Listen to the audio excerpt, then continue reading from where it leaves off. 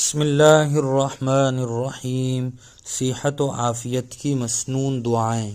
Number 1، اللہم عافنی فی بدنی، اللہم عافنی فی سمعی، اللہم عافنی فی بصری، لا الہ الا انت۔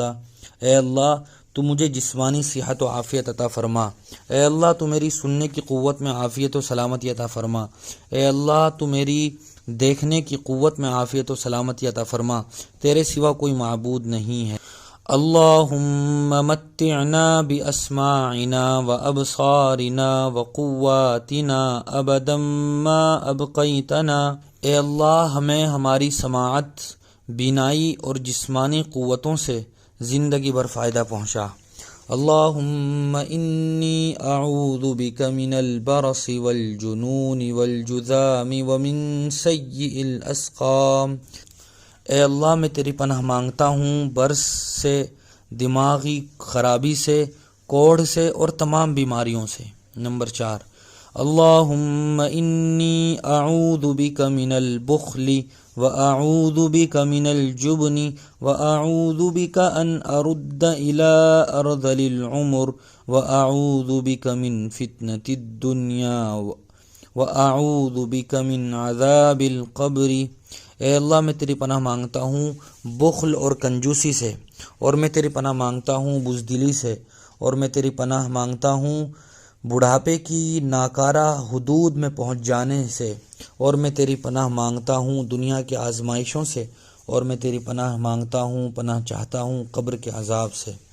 اللہم انی اسألک العفو والعافیہ فی دینی و دنیای و اہلی و مالی، اللہم استر عوراتی و آمن روعاتی۔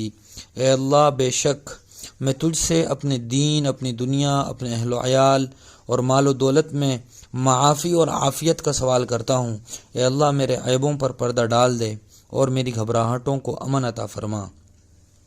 بسم اللہ الذی لا یضر مع اسمہ شیء فی الارض ولا فی السماء وہو السمیع العلیم۔ میں شروع کرتا ہوں اس اللہ کے نام سے جس کے نام کے ساتھ زمین و آسمان میں کوئی چیز نقصان نہیں پہنچا سکتی، اور وہی خوب سننے والا، خوب جاننے والا ہے۔ اعوذ بکلمات اللہ التامات من شر ما خلق۔ میں اللہ کے مکمل کلمات کی پناہ میں آتا ہوں اس کی مخلوقات کے شر سے۔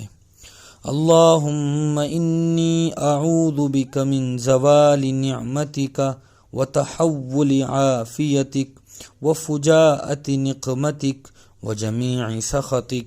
اے اللہ میں تیری پناہ میں آتا ہوں تیری نعمت کے زوال یعنی چھن جانے سے، تیری دی ہوئی عافیت کے ختم ہو جانے سے، تیری اچانک پکڑ سے اور تیری ہر طرح کی ناراضگی سے۔ یہ وہ تمام تر دعائیں ہیں جو انسان کی صحت سے اور زندگی کی عافیت و سلامتی سے جڑی ہوئی دعائیں ہیں۔ تمام دعائیں یہ معصورہ ہیں، یعنی حدیثوں میں حضور صلی اللہ علیہ وسلم نے یہ دعائیں بیان فرمائی ہیں، جن کی برکت کے لیے اتنی بات کافی ہے کہ دعائیں حضور مانگا کرتے تھے اپنی دعاؤں میں۔